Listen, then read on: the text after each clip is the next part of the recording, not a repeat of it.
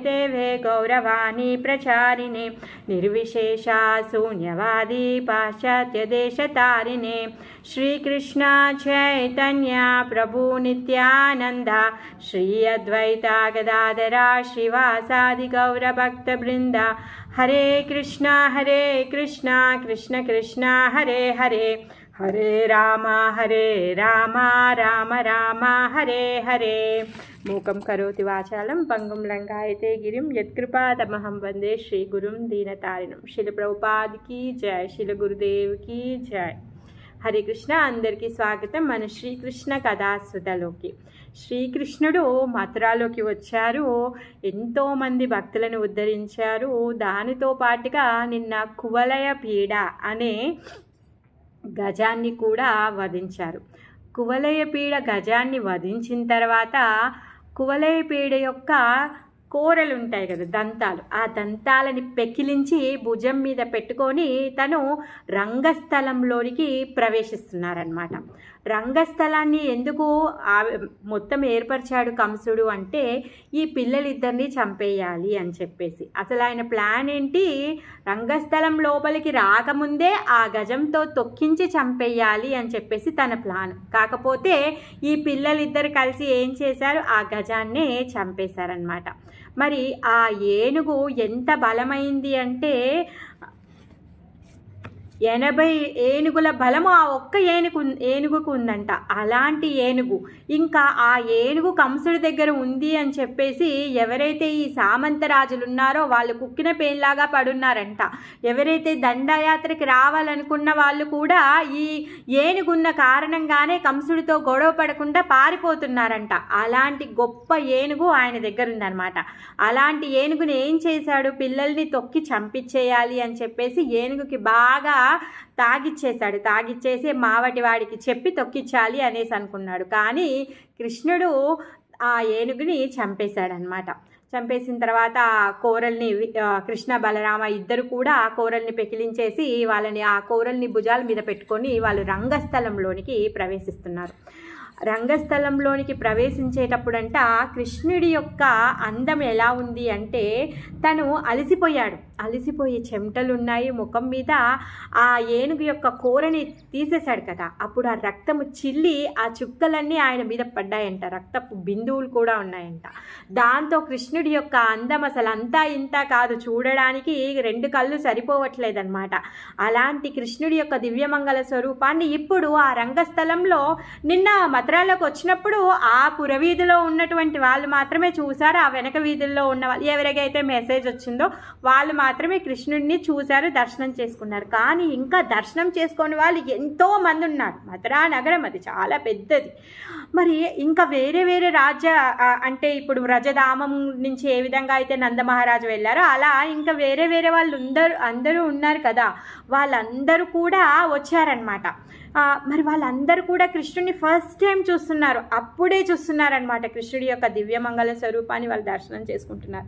మరి వాళ్ళందరికీ కృష్ణుడు ఏ విధంగా దర్శనం ఇచ్చాడంట, మల్లానామసనర్నాం నరవరా శ్రీనా స్మరో మూర్తిమాన్ గోపానాం స్వజనో సతాం క్షితిభుజాం సస్తా స్వప్రీతో శిశు మృత్యుర్భోజపతేర్విరాడ విషుదా విదుషాం తత్వం పరం యోగినాం వృష్ణీనాం వరదేవతతేతి విదితో రంగం గత సాగ్రజ. తమ్ముడితో అన్నతో కలిసి అగ్రజుడైనటువంటి బలరాముడితో కలిసి ఆ రంగస్థలానికి ప్రవేశించారనమాట. ఎవరైతే ఈ మల్లులు ఉన్నారో ఆ మల్లుల యొక్క శరీరాలు ఎలా ఉన్నాయంట, పిడుగులాగా ఉన్నారు. వాళ్ళు ఎంత బలంతో ఉన్నారు అంటే వాళ్ళందరికీ కూడా ఎవరైతే ఈ మల్లులు ఉన్నారో కృష్ణుణ్ణి చూస్తే వీడు పిడుగు అని అనిపించిందంట. తర్వాత ఎవరైతే ఈ మథురాపురంలో ఉన్నటువంటి ఈ జనాలందరూ ఎవరైతే ఉన్నారో వాళ్ళు ఏమనుకుంటున్నారంట, నరవరుడు ఇతను, నరుల్లోకెల్లా ఉత్తమమైన వాడు అనేసి అనుకుంటున్నారనమాట. ఇంకా స్త్రీలు ఏమనుకుంటున్నారంటే ఇతను మన్మధుడు అనేసి అనుకుంటున్నారు. అయితే మన్మధుడు ఒక్కడే కదా ఉండేది, మరి ఇక్కడ ఇద్దరు మన్మధులు కనిపిస్తున్నారు, రామ ఇంకా శ్యామ. వాళ్ళిద్దరి యొక్క ఆ స్వరూప సౌందర్యాన్ని చూసి వాళ్ళని మర్చిపోతూ ఉన్నారనమాట. తర్వాత ఇంకా అక్కడ ఉన్నటువంటి మాతృమూర్తి ఎవరు, వసుదేవుడు, దేవకి, తర్వాత నందమహారాజు, తర్వాత నందమహారాజు యొక్క సోదర గణం ఎవరైతే గోపులు ఉన్నారో వీళ్ళందరూ కూడా వీడు నా పుత్రుడు, నా వాడు అని చెప్పేసి వాళ్ళ ఆ విధంగా వాళ్ళ లోపల మాతృవాత్సల్యము ఉప్పొంగిపోతూ ఉందన్నమాట. మిగిలిన గోపులందరూ వీడు మా వాడే, మా బంధువే అనేసి చూస్తున్నారనమాట. ఎవరైతే ఇంకా కంసుడి యొక్క దుష్ట ఫేవరబుల్ రాజులు ఉన్నారో, ఎవరైతే దుష్ట పాలకులు ఉన్నారో వాళ్ళందరూ ఏమనుకుంటున్నారు, బాబోయ్ వీడు మమ్మల్ని పనిష్ చేయడానికే వచ్చాడా అన్నట్టుగా చూస్తున్నారంట. వాళ్ళందరూ ఏమనుకుంటున్నారు అంటే, యమధర్మరాజు అయితే రాలేదు కదా, ఇప్పుడు ఇక్కడ న్యాయసభనైతే పెట్టడానికి పోవట్లేడు కదా, నువ్వు నిన్న నేను చేసిన తప్పు, మొన్న చేసిన తప్పు, ఈ అన్ని తప్పులకి లెక్క రాసేసి మమ్మల్ని పనిష్ చేయడానికి వచ్చాడా అన్నట్టుగా వాళ్ళు చూస్తూ ఉన్నారనమాట. ఇంకా ఈ భోజపతి ఎవరైతే ఉన్నారో కంసుడు, ఈ కంసుడికి మాత్రము కృష్ణుడు సాక్షాత్ కదిలే చావు మృత్యువులాగా కనిపిస్తున్నాడు అనమాట.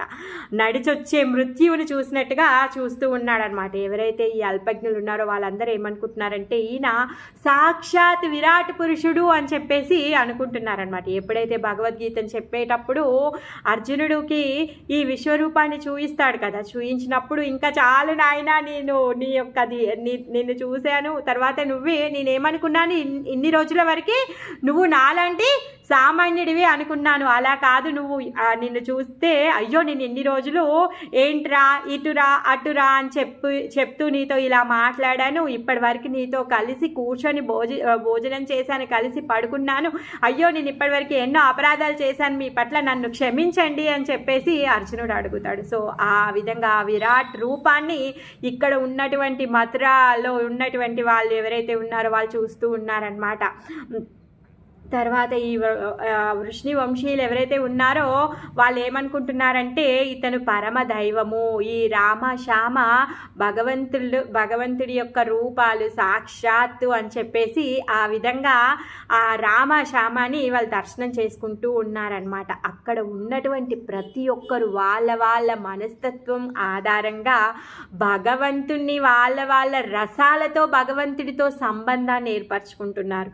మాతృవాత్సల్యం ద్వారా పుత్రుడిలాగా, తర్వాత ఎవరైతే స్త్రీలు ఈ వనితలు ఉన్నారో వాళ్ళందరూ మాధుర్య రసంలో ప్రియుడిలాగా, ఎవరైతే ఈ భోజపతి ఉన్నాడో తను మృత్యు భయరసం, ఆ విధంగా అన్ని రసాలు, బీభత్స రసము, తర్వాత శాంతరసము, ప్రేమరసము, తర్వాత శృంగార రసము, అద్భుత రసము, ఈ మల్లులు ఎవరైతే ఉన్నారో వీళ్ళు రౌద్ర రసంతోని వీళ్ళందరూ కూడా కృష్ణుడితో సంబంధాన్ని ఏర్పరచుకుంటున్నారనమాట. ఎప్పుడైతే రామ శ్యామ రంగస్థలంలోనికి ప్రవేశించారో వాళ్ళ యొక్క చల్లని చూపుని అక్కడ ఉన్నటువంటి అందరిపైన సారించేశారనమాట. ఆ పెద్ద రంగస్థలంలో కంసుడు ఏం చేశాడు, ప్రతి ఒక్కరికి ఒక్కొక్క స్టేజ్, ఒక్కొక్క మంచుని ఏర్పాటు చేశాడనమాట. ఆ మంచుల మీద ఆ కేటగిరీ వాళ్ళు ఉన్నారు. ఒక దగ్గర బ్రాహ్మణులు, ఒక దగ్గర క్షత్రియులు, ఒక దగ్గర ఈ గోపులు, తర్వాత ఒక దగ్గర చిన్నపిల్లలు, ఒక దగ్గర మథుర ఆ స్త్రీలు, తర్వాత ఎవరైతే పడుచు పిల్లలు, ఆ విధంగా అందరికీ కూడా అన్ని మంచులు ఏర్పాటు చేశాడనమాట. అందరికీ ఒక్కొక్క స్టేజ్ ఉందన్నమాట. ఆ స్టేజ్ల మీద వాళ్ళు కూర్చొని ఉన్నారనమాట. ఎప్పుడైతే ఈ రంగస్థలంలోకి ఇప్పటిదాకా గేట్ క్లోజ్ చేయించాడు, ఎప్పుడైతే ఆ కువలయ పీడ అరుస్తుందో అప్పుడు నందమహారాజుకి భయం వేస్తుంది. అయ్యో పిల్లలు ఇదే సమయానికి లోపలికి వస్తారే, ఇప్పుడు ఇంత పెద్ద ఏనుగున్నట్టుంది, అయ్యో పిల్లలు దారిలో మరి కష్టం అవుతుందేమో అని చెప్పేసి తను కంగారు పడి అక్కడున్న భటులకి చెప్పడానికి ట్రై చేస్తాడు. కానీ అప్పుడే కంసుడు ఏం చేస్తాడు, ఎవరు ఇక్కడి నుంచి బయటికి వెళ్ళాల్సిన అవసరం లేదు అని చెప్పేసి అనౌన్స్ చేస్తాడనమాట. సో దాంతో నందమహారాజు ఏమీ చేయలేకపోతాడు. ఆయన గుండె ఎలా కొట్టుకుంటూ ఉంది అంటే, అయ్యో రామ శ్యామ బయట ఉన్నారు, మిగిలిన పిల్లలందరూ బయటే ఉన్నారే, వాళ్ళని రావద్దని చెప్పినా అయిపోయేది, నేను అక్కడే ఉండిపోయినా అయిపోయేది, ఏంటి వాళ్ళని వదిలేసి వచ్చేసాను అని చెప్పేసి తను భయపడుతూ ఉన్నాడనమాట. ఈ కంసుడి యొక్క దుష్టబుద్ధి తనకి తెలుసు కదా, ఆ విధంగా తను భయపడుతున్నాడు. ఎప్పుడైతే రామ శ్యామ ఇద్దరు వచ్చారో అప్పుడు ఆయన మనస్సుకి తసల్లి ఏర్పడిందనమాట. అప్పుడు శాంతను కలిగిందనమాట ఆయన మనస్సుకి. తర్వాత ఇంకా అప్పటికి ఏమవుతుందంట, ఈ రంగస్థలంలో ఎవరైతే ఈ 5గురు ఉన్నారో మల్లయుద్ధులు, ఈ మల్లయుద్ధులు ఎలా ఉన్నారు అంటే వాళ్ళ శరీరాలు ఉక్కు శరీరాల్లా ఉన్నాయంట, పిడుగులాగా ఉన్నాయంట. వాళ్ళు ఎంత పెద్ద భారీ కాయాలతో ఉన్నారంటే వాళ్ళు ఇప్పుడు కృష్ణ బలరాములను నలిపి చంపేయడానికి సిద్ధంగా ఉన్నారు కంసుడి ఆజ్ఞ మేరకు అనమాట.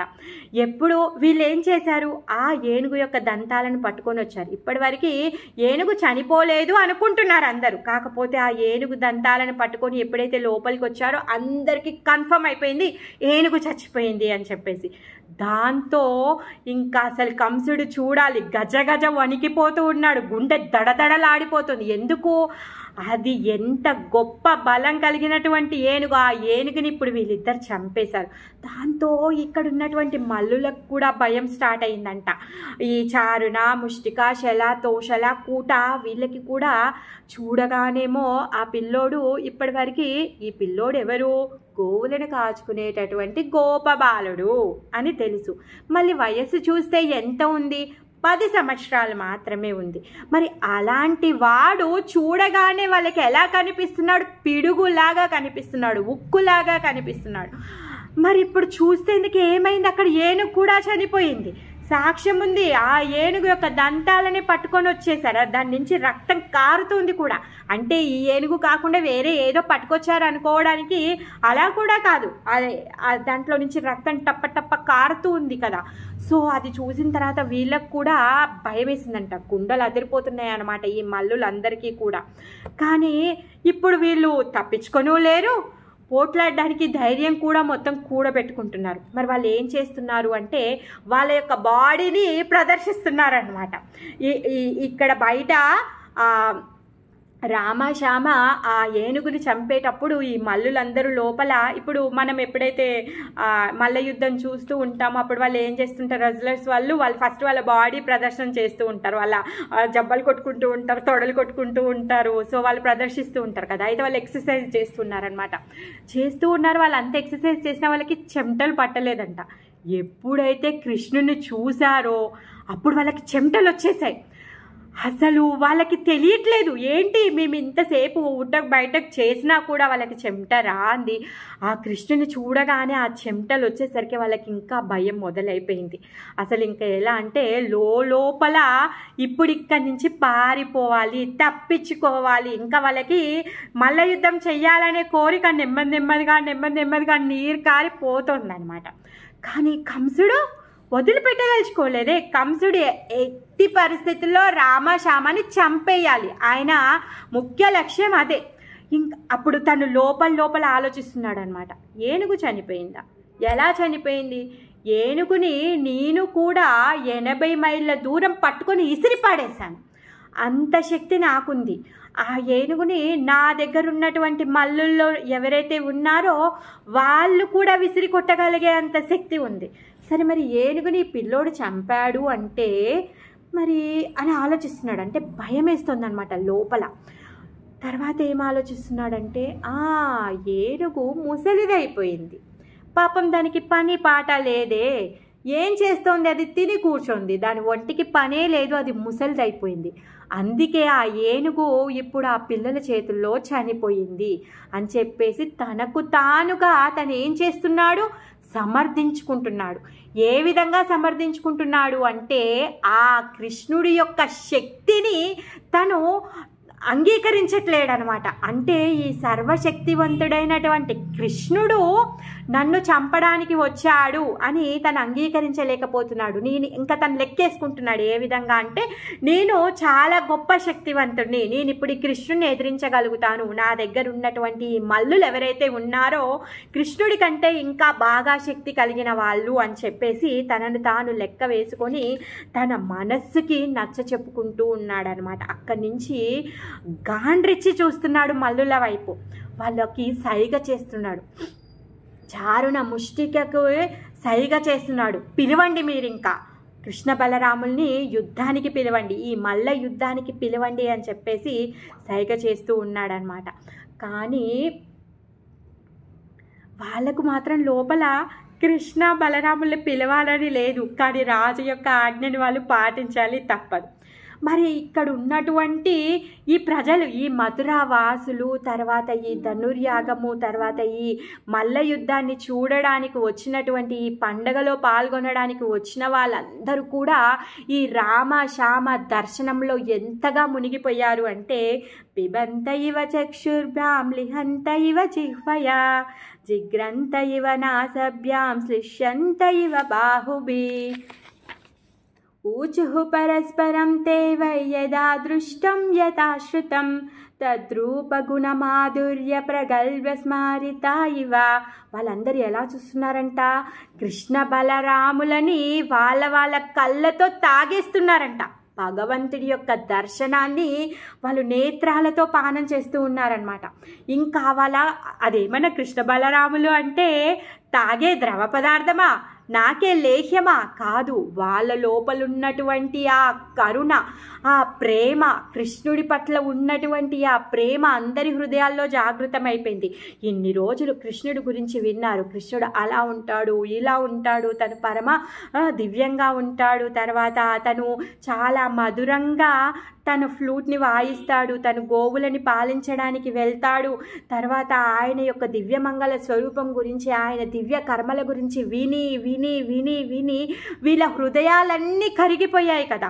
మరి కరిగిపోయి ఇప్పుడు ఎప్పుడైతే ఆ కృష్ణుడి యొక్క దివ్యమంగళ స్వరూపం ఏదైతే ఉందో దాన్ని దర్శనం చేసుకున్న తర్వాత వాళ్ళ దర్శనాన్ని, ఆ కృష్ణుడి యొక్క దర్శనాన్ని వాళ్ళ కళ్ళతో తాగేస్తున్నారు, వాళ్ళ నాలుకలతో నాకేస్తున్నారంట. తర్వాత ఎలా లేహ్యాన్ని నాకినట్టుగా వాళ్ళు వాళ్ళ నాలుకతో నాకేస్తున్నారంట. తర్వాత వాళ్ళ నాసికతో, వాళ్ళ ముక్కుతో కృష్ణుడి యొక్క దర్శనాన్ని ఆగ్రానిస్తున్నారనమాట. అమ్మ శ్వేత, నువ్వు ఈ మ్యూట్లోకి వెళ్ళుమా. ఇంకా ఎవరైతే ఈ స్త్రీలు ఉన్నారో, ఈ మథురావాసులు, బాలికలు, ఎవరైతే వీళ్ళందరూ ఉన్నారో వాళ్ళందరూ కూడా ఏం చేస్తున్నారంట, వాళ్ళ హృదయంలో, వాళ్ళ మనస్సులో వాళ్ళ బాహువులతోని కృష్ణుని ఆలింగనం చేసుకుంటూ ఉన్నారంట.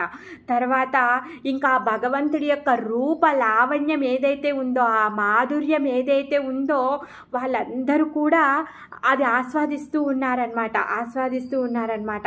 అవన్నీ కూడా గుర్తుకు తెచ్చుకుంటున్నారు. ఏంటి, ఇన్ని రోజులు ఆయన గురించి విన్నది, ఇప్పుడు సాక్షాత్తు ఆయనను చూసింది. వాళ్ళందరూ ఏం చేస్తూ ఉన్నారంటే గుంపులుగా తయారైపోయారంట.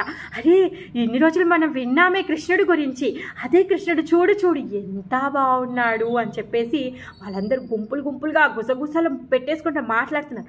అంత పెద్ద రంగస్థలం, అంత పెద్ద గ్రౌండ్లో ప్రతి ఒక్కరు గుసగుసలు పెట్టుకుంటూ ఉంటే అంత పెద్ద శబ్దం వస్తుంది కదా. సో అప్పుడు కంసుడి కంటే చాలా చెడ్డ కోపం వచ్చిందంట. ఈ ప్రతి ఒక్కరిని, అందరినీ సైలెన్స్ అని చెప్పేసి గట్టిగా అరిచాడంట. ఎవరు ఇక్కడ మాట్లాడొద్దు అని చెప్పేసి తను అనౌన్స్ చేశారంట. సో అప్పుడు ఇంకా ఈ చారున ముష్టికలకి సైగ చేస్తున్నాడు, మీరు ఆ కృష్ణ బలరాములు ఇద్దరిని యుద్ధానికి పిలవండి అని చెప్పేసి. అప్పుడు చారున కృష్ణుడితో అంటున్నాడు అనమాట, ఏ బాలక, నందగోపుడి యొక్క కొడుక, నువ్వు చాలా బాగా మల్ల యుద్ధం చేస్తావంట కదా, రా మరి నాతో మల్ల యుద్ధం చేసి చూయించు అనేసి పిలుస్తున్నాడు అనమాట. అంటే సవాల్ వేస్తున్నాడు కృష్ణుడి పైన. అప్పుడు కృష్ణుడు అంటాడంట, కరెక్టే మీరు అన్నది, నేను మల్ల యుద్ధం చేస్తాను. గోవులని తోలుకొని వెళ్ళినప్పుడు మా ఫ్రెండ్స్ ఎవరైతే ఉన్నారో వాళ్ళతో కలిసి నేను మల్ల యుద్ధం చేస్తాను, కానీ నీతో ఎందుకు చేయాలి అనేసి కృష్ణుడు అంటాడంట. ఆయన నువ్వు నా సమకాలికుడు కాదు కదా, సో మరి నీతో ఎందుకు చెయ్యాలి అనేసి అంటాడు. నాకంత బలం లేదే, మిమ్మల్ని ఓడించే అంత, మీతో పోట్లాడే అంత నాకంత బలం లేదే అనేసి అప్పుడు అంటాడంట. అప్పుడు చారున అంటాడంట, ఏం మాట్లాడుతున్నావు నువ్వు, నీ గురించి నాకు బాగా తెలుసు, నువ్వు ఎంతమంది రాక్షసుల్ని చంపావో నేను అంతా విన్నాను, నీ దగ్గర ఎంత శక్తి ఉందో నాకు తెలుసు. సరే అదంతా పోనివ్వు, ఇప్పుడే నువ్వు గేట్ బయట కువలైపోయడం చంపేశావు కదా అనేసి అంటే అప్పుడు కృష్ణుడు అంటాడంట, చిచ్చే నేనేం చంపలేదు, అదే చచ్చిపోయింది, అది వచ్చి నా మీద కాలు పెట్టాలనుకుంది, నేనేం చేశాను, దాని కాళ్ళ కింద అటు ఇటు పరుగు తీశాను, పాపం అది తికమక అయిపోయి అది కింద పడి దొర్లి చనిపోయింది. చనిపోయాక దాని కూర చాలా బాగుంది, దాని దంతము, దానికి బంగారు తాపడం ఉంది, మెరుస్తోంది బంగారము, తర్వాత చాలా తెల్లగా ఉంది కదా, సో బాగా అనిపించి ఎట్లాగూ చనిపోయింది కదా అని చెప్పి నేనే పీక్కొని వచ్చేసాను అనేసి చెప్తాడనమాట. నేను ఒకటి మా అన్న ఒకటి ఇద్దరం పీక్కొని వచ్చేసాము ఆ ఏనుగు నుంచి అనేసి అంటాడు. అప్పుడు చారుణ అంటాడంట, అవునా నువ్వు ఏనుగుని చంపలేదా, మరి మావటి వాళ్ళని ఎవరు చంపారు అంటే అప్పుడు కృష్ణుడు అంటాడంట, మావటి వాళ్ళని నేనేం చంపలేదు, వాళ్ళే తాగి ఉన్నారు, ఆ ఏనుగు కింద పడి చచ్చిపోయారు లేవలేక, ఎందుకంటే ఏనుగు చనిపోయింది కదా, ఆ ఏనుగుని లేపుకొని వాళ్ళు బ్రతికి రాలేక వాళ్ళు ఏనుగు కింద పడి చనిపోయారు, నేనేం చేసింది లేదు అనేసి కృష్ణుడు అంటాడనమాట. అప్పుడు చారుణుడు అంటాడనమాట, అలా కాదు, ఇప్పుడు నేను నీకు సవాల్ ఇసురుతున్నాను, నువ్వు రా అనేసి అంటాడనమాట.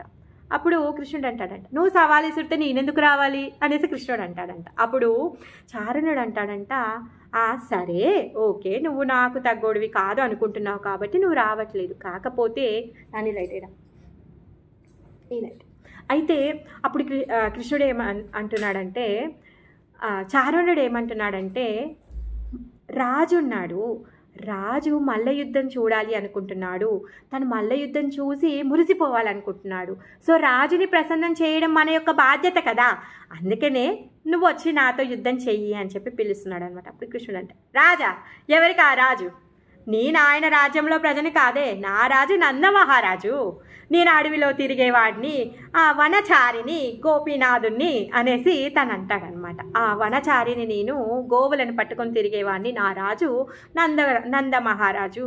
మరి సరే పోనీ, ఇప్పుడు నేను మథురాలో ఉన్నాను కాబట్టి మథురాకు రాజు అంటారా, ఛీ వీడేంటి మథురాకు రాజు, వీడు కాదు కదా ఉగ్రసేనుల వారు రాజు. అయితే మీరన్నట్టుగా రాజుకి ప్రసన్నత తేవాలి అంటే నేనిప్పుడు ఈ కంసుని చంపి ఉగ్రసేనుల వారికి నేను ప్రసన్నుని చేస్తాను అనేసి కృష్ణుడు అంటాడన్నమాట. దాంతో కంసుడికి కాలిపోయింది చూడు, ఇంకా అసలు ఇక కంసుడికి కాలగానే ఈ చారుణ ముష్టికి కూడా ఇంకా కోపం వచ్చేసింది. అప్పుడు వాళ్ళంతగా పిలుస్తుంటే సవాల్ ఇసురుతుంటే మరి రామ శ్యామ ఎలా ఊరుకుంటారు, వాళ్ళేంటి ఎంత వీరోచితమైన కార్యాలు చేశారు, ఇన్ని రోజుల నుంచి ఎంతమందిని సంహరించారు, ఇప్పుడు ఎలాగూ కంసుని సంహరించడానికి ఆ కార్యం కోసమే వాళ్ళని ప్రేమించేటటువంటి ఆ గోపులని అమ్మలని ఆ వ్రజధామాన్ని అన్నీ వదిలేసి వచ్చారు, మరి వాళ్ళ కార్యాన్ని వాళ్ళు చెయ్యబోతున్నారు. అప్పుడు ఇంకా రామ శ్యామ అంటారు, ఇద్దరు సైగ చేసుకొని చలో దావు పద అయిపోయింది వీడికి మూడింది అని చెప్పేసి ఇద్దరూ దిగుతారనమాట. అయితే ఎప్పుడైతే ఈ రామ శ్యామ ఆ మల్ల యుద్ధ ఆ స్థలం ఏదైతే ఉందో అక్కడ దాంట్లోకి దిగుతున్నారు కదా, అప్పుడంట ఒక్క క్షణం లోపలికి వెళ్ళి అయితే రామశ్యామ ఎప్పుడైతే ఈ అఖాడాలోకి ప్రవేశిస్తున్నారో మరి వాళ్ళు ఎలా ఉన్నారు, రోజు వేసుకున్నట్టుగా ధోతి కట్టుకున్నారు, పైనుంచి ఉత్తరియా వేసుకున్నారు, మెడలో వనమాల ఉంది, ఇంకా చేతిలో ఏముంది అక్కడ ఉన్నటువంటి ఏనుగు దంతం కూడా ఉంది. ఇంకా మరి యుద్ధానికి వెళ్తున్నారు, మళ్ళీ యుద్ధానికి వెళ్తున్నారు, అందుకని చెప్పేసి ఆ ఏనుగు దంతం సరేలే దీంతో పని లేదు అని చెప్పేసి దాన్ని అక్కడ పెట్టేశారు. మెడలో ఉన్న మాలను కూడా తీసి అక్కడ పెట్టేశారు. ఆ భుజాల పైన ఉన్నటువంటి ఆ ఉత్తరీయం ఏదైతే ఉందో నీలాంబరం పీతాంబరాలని వీళ్ళిద్దరూ తీసి వాళ్ళ నడుముకి బిగించారంట. అయితే వాళ్ళు కర్లీ హెయిర్స్ ఎలా ఉంటాయి, ముందుకి మంచిగా అందంగా తయారై ఉంటారు కదా, అయితే ఆ కర్లీ హెయిర్స్ని కొంచెం వెనకకి జరిపి చెవుల వెనకకి పెట్టేసి కృష్ణుడు తన యుద్ధానికి రెడీ అవుతూ తన లోపలికి వెళ్తున్నారంట. అయితే అప్పుడు మరి కృష్ణుడు ఎందుకు తన హెయిర్స్ని వెనకకి పెట్టారు అని ఒకరు అడిగితే అప్పుడు ఒక ఆచార్య చెప్తారంట, అదేంటి ఇప్పుడు యుద్ధం చేసేటప్పుడు ఆ చారుణ ముష్టికలో కృష్ణుడి యొక్క అందాన్ని చూడాలి కదా, వాళ్ళు కృష్ణుడి యొక్క దర్శనం చేసుకోవాలి, మరి యుద్ధం చేసేటప్పుడు అటు ఇటు కదిలితే ఆ హెయిర్స్ అన్ని ముఖాన్ని కవర్ చేస్తాయి కదా, అందుకని ముఖం కవర్ అవ్వకుండా వాళ్ళకు కూడా ఆయన యొక్క దివ్యమంగళ స్వరూపాన్ని దర్శనం ఇవ్వడం కోసం గాను తను ఆయన హెయిర్స్ని వెనకకి చేసుకొని తను యుద్ధానికి సిద్ధమయ్యి అఖాడాలోకి దిగుతాడనమాట. అఖాడాలోకి దిగినప్పుడు చారుణ వచ్చేసి కృష్ణకి షేక్ హ్యాండ్ ఇస్తాడు, ముష్టిక వచ్చేసి బలరాముడికి షేక్ హ్యాండ్ ఇస్తాడు. ఎప్పుడైతే కృష్ణ షేక్ హ్యాండ్ ఇస్తాడో కీళ్ళన్నీ ఇరిగిపోయినట్టుగా అయిపోయాయంట చారుణకి. అసలు లోపల ఆల్రెడీ ఇందాక నుంచి పారిపోవాలని ట్రై చేస్తున్నాడు. ఇప్పుడు ఎప్పుడైతే ఆ కృష్ణుడు షేక్ హ్యాండ్ తను చూశాడో, రుచి చూశాడో, అసలు ఇంకా చేతిలో బొక్కలన్నీ ఇంకా ఫ్రాక్చర్ అయిపోయాయి, ఇంకా ఎక్స్రేకి వెళ్ళాల్సిందే, అలాంటి పరిస్థితుల్లో ఉన్నాడనమాట. సో ఇంకేం చేస్తాడు, పాపం తనకి ఇప్పుడు యుద్ధం చేయాలని లేకున్నా కంసుడి ఆజ్ఞ మేరకే ఇప్పుడు ఈ మల్ల యుద్ధం తను కంప్లీట్ చేయాలి. ఇంకా దిగిన తర్వాత మల్ల యుద్ధంలో భుజాలతో భుజాలు కొట్టుకోవడము, ఛాతీతో ఛాతీ కొట్టుకోవడం, కాలుతో కాలు కొట్టుకోవడం, చేయితో చెయ్యి కొట్టుకోవడం, తలతో తల కొట్టుకోవడం, ఎలా కొట్టేస్తున్నాడు అంటే కృష్ణుడు ఒక్కొక్క దెబ్బకి లోపల ప్రాణం ఇదైపోతుంది అనమాట. ప్రాణమంతా నీరు కారిపోతుంది, ఆ చారుణ ముష్టికి లేదనమాట. సో మరి ఇక్కడ ఉన్నటువంటి ఈ మథురాలో ఆ రంగస్థలంలో ఉన్న వాళ్ళందరి యొక్క దృష్టి, అందరి దృష్టి కృష్ణుడి మీద ఉంది.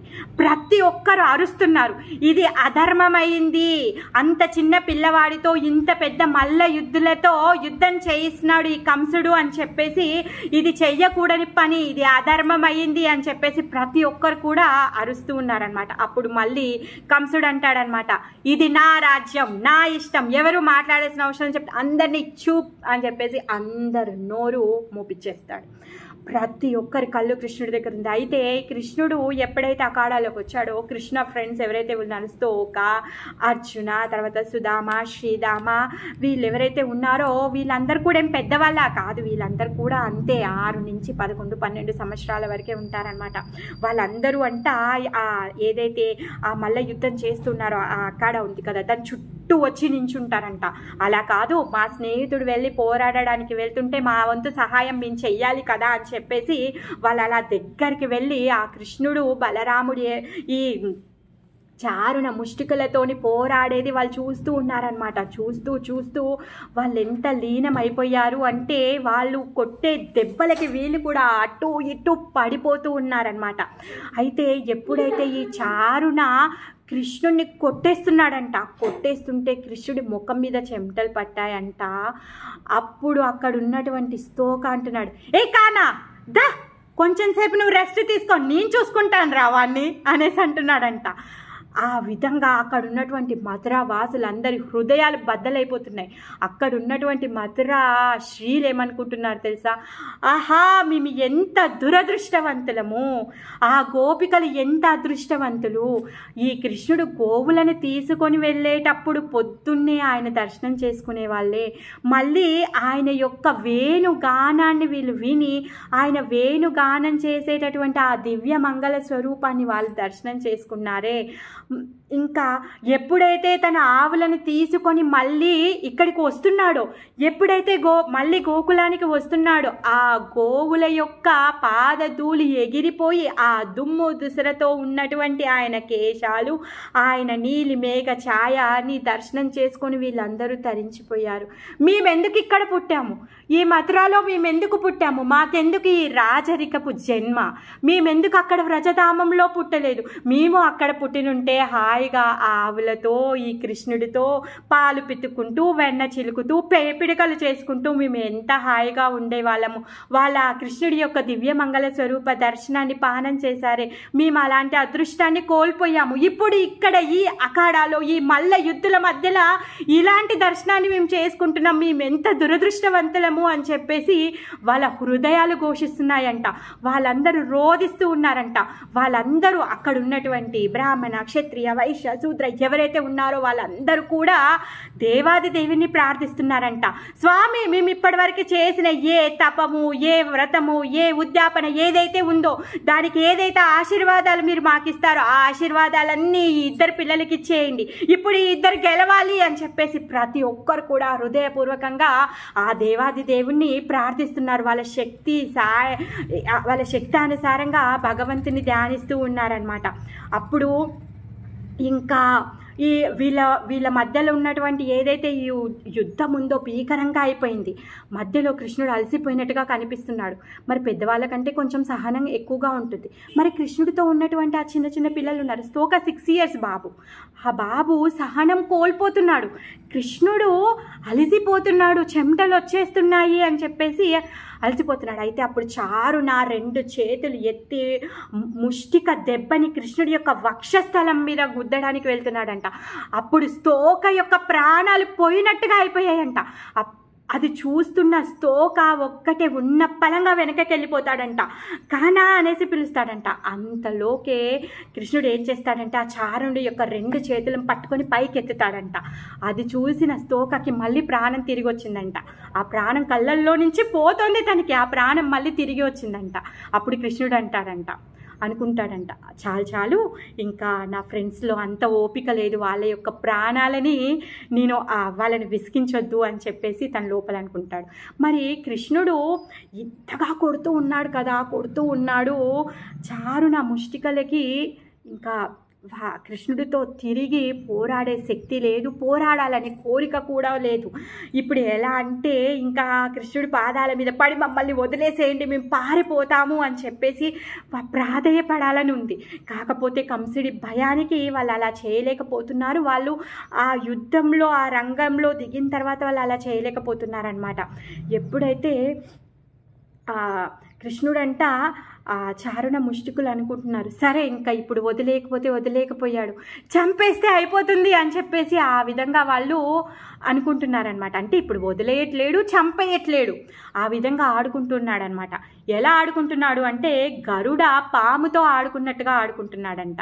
సరే మనం గరుడని పాముని మనం ఎప్పుడు చూడలేదు కదా, అందుకని చెప్పేసి ఎలా ఆడుకుంటున్నాడు అంటే పిల్లి ఎలకతో ఎలా ఆడుకుంటుంది, పిల్లి ఏం చేస్తుంది, ఎలకని పట్టుకొని అది ఒకటేసారి గపక్కన తినేసేయదు, మళ్ళీ ఏం చేస్తుంది, దాన్ని వదిలేస్తుంది. ఎలక ఏం చేస్తుంది, ఇప్పుడే పారిపోతే మళ్ళీ పిల్లి నన్ను పట్టుకుంటుందేమో అని చెప్పేసి ఒక్క క్షణం ఆగుతుంది. ఆ ఒక్క క్షణంలో పిల్లి ఏం చేస్తుంది, తన తోకనది నాకుంటూ ఉంటుంది అనమాట. అంటే నిన్ను పట్టుకోవట్లేదు, నిన్ను వదిలేస్తున్నాను అన్నట్టుగా నటిస్తుంది.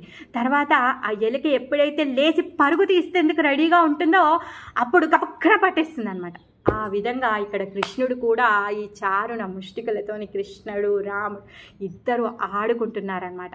మరి ఇక్కడ భగవంతుడు వాళ్ళతో రౌద్ర రసంలో ఉన్నాడు, రౌద్ర రసాన్ని తన అనుభూతి పొందుతూ ఉన్నాడు అనమాట.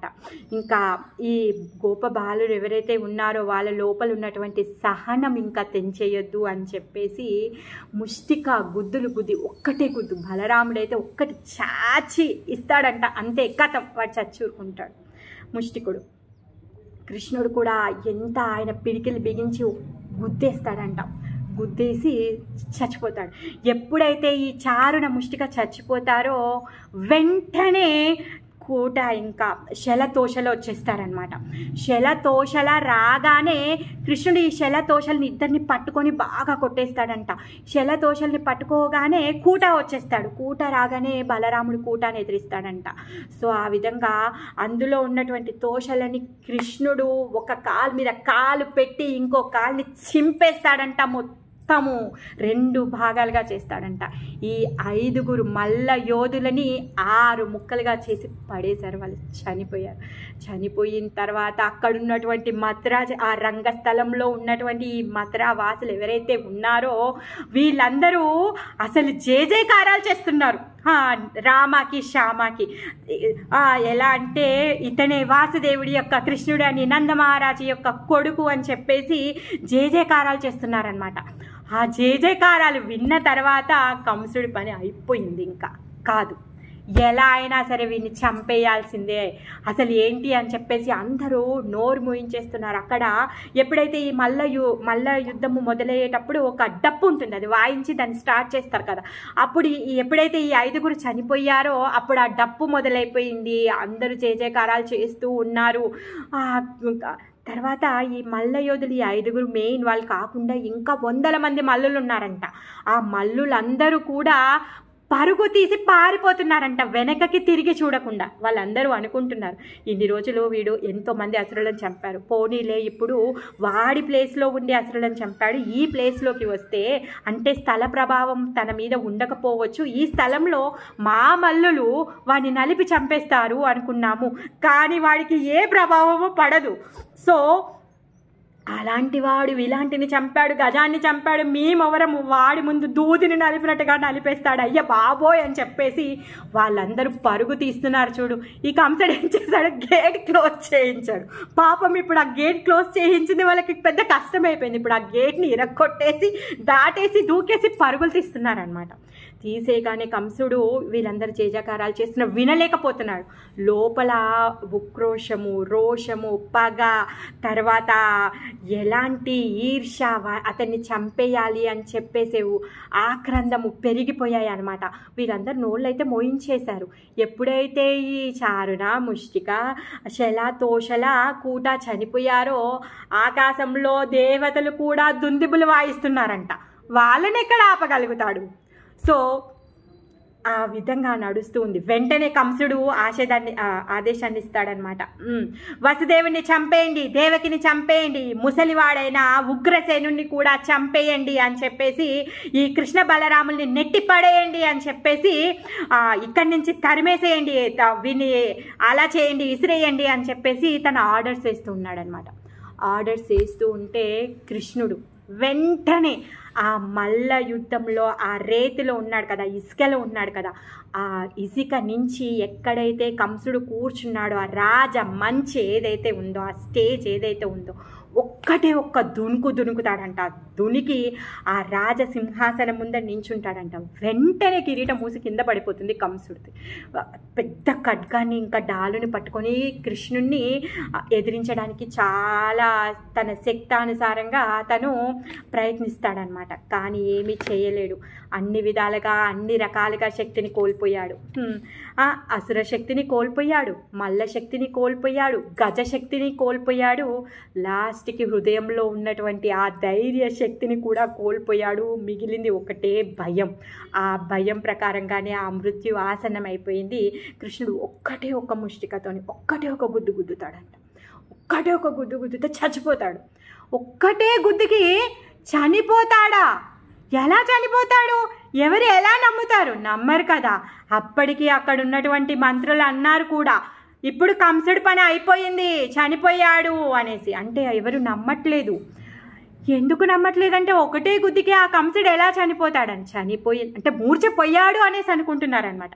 ఆ చనిపోయినటువంటి ఆ కంసుడి యొక్క శరీరాన్ని లాక్కొని వస్తున్నాడు. ఆ స్టేజ్ మీద నుంచి ఆ మెట్లు దిగుతూ ఈడ్చుకొని వచ్చి అక్కడ చనిపోయిన వాడిని కూడా బాగా గుద్దేస్తాడనమాట. అలా గుద్దిన తర్వాత అప్పుడు రక్తం ఇలా చిందుతుంది. సో అప్పుడు అందరికీ నమ్మకం కలుగుతుంది, ఈ కంసుడు, క్రూర కంసుడు చనిపోయాడు, మాకు స్వేచ్ఛ లభించింది, మా రాజు ఉగ్రసేనుడైపోయాడు, అసలు వసుదేవుడి యొక్క కుమారుడు మా రాజు అని చెప్పేసి ఈ కృష్ణుడికి అందరూ జయజయకారాలు చెప్తున్నారు. అప్పటి వరకు కృష్ణుణ్ణి చూసినటువంటి అమ్మ, నాన్న, వసుదేవులకి, దేవకికి మాతృవాత్సల్యం ఎంతగా ఉప్పొంగిపోయింది అంటే ఆ దేవకి యొక్క పాలు వచ్చేసాయంట తనకి. అలాంటి మాతృవాత్సల్యం కలిగింది. ఇప్పుడు కృష్ణుడు కంసుని చంపిన తర్వాత ఇప్పటివరకు కృష్ణ అని చెప్పి చేతుల్ని చాచి తన హృదయానికి హత్తుకోవాలనుకున్న అమ్మ ఇప్పుడు 2 చేతులెత్తి నమస్కరిస్తుందంట రామశ్యామలకి. సో అది చూడగానే కృష్ణుడు ముఖం చిన్నపోయింది. పాపం తనేంటి వాత్సల్యం కోరుకుంటున్నాడు. అయ్యో ఇలా అయిపోయారే అమ్మ నాన్న అనేసి తను అనుకున్నాడంట. ఒక్క క్షణంలో మళ్ళీ తన యోగం ఆయన పిలిచాడనమాట. పిలిచి మళ్ళీ తన యొక్క వాళ్ళ అమ్మ నాన్న యొక్క మనసులని అలా కాకుండా మళ్ళీ మాతృవాత్సల్యం ఉప్పొంగే విధంగా చేసి అప్పుడు దేవకి వసుదేవులు ఇద్దరు కూడా ఆ రామశ్యామని తీసుకొని కౌగలించుకుంటారనమాట. ఆ విధంగా ఈ రోజుతో కంసుడి యొక్క అధ్యాయం కంప్లీట్ అయింది. ఇంకా ఈ కంసుడు చనిపోయిన తర్వాత కంసుడి యొక్క భార్యలు ఉన్నారు. హస్తి ప్రాప్తి. కంసుడు చనిపోయిన తర్వాత కంసుడి యొక్క శవం మీద పడి గుండెలు కొట్టుకుంటూ ఏడుస్తున్నారనమాట. ఎంతకీ నువ్వు మారలేదు, ఈ అందరి యొక్క ఉసురు పోసుకున్నావు, అందరికీ అన్యాయం చేశావు, అందుకే నువ్వు చనిపోయావు అని చెప్పేసి వాళ్ళు ఏడుస్తూ ఉన్నారనమాట. అప్పుడు కృష్ణుడు వాళ్ళిద్దరిని ఓదారుస్తాడు. మేనత్తలు కదా పాపం, మేనమామ భార్యలు. ఓదారుస్తాడు. లేదు లేదు, మీరేమీ బాధపడొద్దు, ఈ జన్మలో మాత్రమే మీకు కంసుడు భర్త, అంతేకాని తిను మీకు శాశ్వతమైన భర్త కాదు అని చెప్పేసి వాళ్ళకి హితబోధ చేసి వాళ్ళని ఓదారుస్తాడు. ఇంకా అక్కడ ఉన్న వాళ్ళందరికీ, ఎవరైతే చనిపోయారో వాళ్ళందరికీ కూడా అంత్యక్రియలు ఏర్పాటు చేస్తాడనమాట. ఈ విధంగా కంసుడు అధ్యాయం సమాప్తమైపోయింది. మరి చారుణ ముష్టికులు ఎవరైతే ఉన్నారో వీళ్ళు పోయిన జన్మలో అంట ఉదత్య అనే ఋషి యొక్క పుత్రులు అనమాట. వీళ్ళు ఎక్కడ ఉండేవాళ్ళు అంటే అమరావతిలో ఉండేవాళ్ళు. మరి అమరావతిలో ఒక బ్రాహ్మణ ఋషుల యొక్క పుత్రులు అనమాట. ఉదత్య అనే ఋషుల యొక్క పుత్రులు అనమాట. మరి ఉదత్య ఋషి వీళ్ళిద్దరికీ బ్రాహ్మణ సంస్కారం ఇవ్వాలి అని చెప్పేసి, వేదాలను చదివియాలి అని చెప్పేసి వాళ్ళకి ట్రైనింగ్ ఇస్తున్నాడు అనమాట. కానీ ఈ ఇద్దరు పుత్రులకి ఏదైతే ఈ వేదాలు చదవాలి, మంత్రాలని నేర్చుకోవాలి, వేద పఠనం చేయాలి, వాటి మీద ఆసక్తి లేదు. ఆసక్తి లేక పక్కనే ఉన్నటువంటి బలి మహారాజు, అసురుడు, బలి మహారాజుడి యొక్క రాజ్యంలో ఉన్నటువంటి మల్ల యోధుల అఖాడాకి వెళ్ళి ఆ మల్ల యోధులు యుద్ధం చేస్తుంటే చూస్తూ ఆ మల్ల యుద్ధం నేర్చుకోవాలనే కోరిక వీళ్ళకి కలిగి ఆ మల్ల యుద్ధాన్ని నేర్చుకోవడానికి రోజు నాన్నకు తెలియకుండా వెళ్ళేవాళ్ళు అనమాట. ఒకరోజు ఆ విషయము ఆ ఉదత్త ఋషికి తెలుస్తుందనమాట. మీరు బ్రాహ్మణ కుటుంబంలో పుట్టి మీరు ఈ విధంగా మల్ల యుద్ధాన్ని నేర్చుకోవడానికి మీరు ప్రయత్నిస్తున్నారు, భగవంతుడిచ్చినటువంటి మహద్ అవకాశాన్ని మీరు కోల్పోయారు అని చెప్పేసి కోపడతాడనమాట. అప్పుడు వాళ్ళు అంటారు, మేమేం చేయలేము, మాకు వాటి పట్ల రుచి లేదు, మాకు ఇది అంటే చాలా ఇష్టము అనేసి అంటే అప్పుడు తండ్రి వాళ్ళిద్దరిని శపిస్తాడనమాట, మీరు మల్ల యోధులు అయిపోండి అని చెప్పేసి. ఆ విధంగా వీళ్ళిద్దరూ మల్ల యోధులు అయిపోతారనమాట. మరి వీళ్ళెవరు అంటే అసుర లక్షణాలతో పుడతారు. మహిష్మతి రాజుకి పుడతారనమాట. కంసుడు ఎప్పుడైతే ఈ మొత్తం విశ్వ విజేతగా వెళ్తూ ఉన్నాడో అప్పుడు చెప్తాడనమాట, మీరు మాతో ఓడిపోతే నేను మీకు సేవకుడిగా ఉంటాను, మీ చేతుల్లో నేను ఓడిపోతే నేను మీకు సేవకుడిగా ఉంటానని చెప్పేసి వాళ్ళు ఒప్పందం చేసుకుంటారనమాట. ఒప్పందం చేసుకొని ఆ విధంగా కంసుడు వాళ్ళని ఓడించి వాళ్ళని సర్వెంట్గా వాళ్ళు తీసుకొని వస్తారనమాట. కాకపోతే వీళ్ళు ఏమనుకుంటారు అంటే, కంసుడు చెప్పినప్పుడు 10 సంవత్సరాల పిల్లోడు వచ్చాడే, 10 సంవత్సరాల పిల్లోడిని చంపడం పెద్ద కష్టం కాదని వీళ్ళు అనుకుంటారు. కాకపోతే వాళ్ళ యొక్క ఉద్ధరణ భగవంతుడి యొక్క చేతుల్లో ఉంది, వాళ్ళు పారిపోవాలనుకుంటారు. మరి మనము పట్టుకుంటే మనం వదలడం చాలా ఈజీ, కానీ కృష్ణుడు పట్టుకుంటే, కృష్ణుడు ఒక్కసారి పట్టుకుంటే వదలడు కదా. ఆ విధంగా చారణ ముష్టికులను కూడా వదలకుండా వాళ్ళిద్దరికీ కూడా భగవత్ ప్రాప్తిని ఇచ్చేస్తాడనమాట. సో ఇంకా ఈ కంసుడు చనిపోయిన తర్వాత కంసుడికి ఇంకా 8 మంది అన్న తమ్ముళ్ళు ఉన్నారనమాట. ఈ 8 మంది కృష్ణ బలరాముల మీదికి చంపేద్దాము అని చెప్పేసి వాళ్ళందరూ వస్తారు. వాళ్ళందరినీ కూడా ఒకటే దెబ్బతో వాళ్ళందరినీ కూడా చంపేస్తారనమాట. మరి ఈ కంసుడు సారీ టైం అయిపోతుంది, వీళ్ళ గురించి నేను రేపు చెప్తా. మళ్ళీ వేరే వాళ్ళు ఉన్నారు కదా క్లాస్ జాయిన్ అవుతారు, క్షమించండి. కంసుడి యొక్క పూర్వజన్మ, కంసుడి యొక్క 8 మంది అన్నదమ్ములు ఎవరైతే ఉన్నారో వాళ్ళ యొక్క పూర్వజన్మ గురించి మళ్ళీ మనం నెక్స్ట్ క్లాస్లో చెప్పుకున్నాకే కొత్త కథ మొదలు పెట్టుకుందాం. ఓకేనా? హరే కృష్ణ, హరే కృష్ణ, జై కన్నయ్య లాల్కి జై. హరే కృష్ణ.